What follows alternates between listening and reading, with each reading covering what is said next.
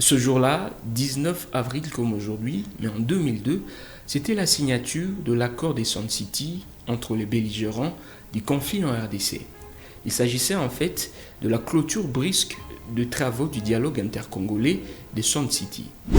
Cela à la suite de la signature d'un accord partiel dit accord de cascade intervenu tard la nuit dans l'une des chambres de l'un des hôtels de ces sites paradisiaques des Sun City entre les délégués du gouvernement de Kinshasa et ceux du mouvement de libération du Congo, le MLC de Jean-Pierre Bemba.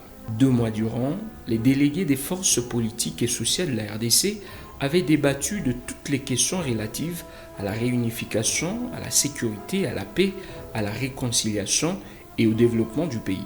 Mais le 17 avril, les travaux se butèrent à des obstacles artificiels qui étaient en fait liés aux tractations pour le partage du pouvoir pendant la transition. C'est dans ces climats de méfiance que l'on apprit qu'un accord avait été conclu tard dans la nuit du 19 au 20 avril 2002 dans l'une de chambres de l'hôtel Cascade où étaient logés les principaux chefs de différentes délégations de forces belligérantes. Ce fut un tollé général dans les rangs des autres forces politiques et sociales, dont particulièrement l'UDPS et alliés ainsi que le RCD.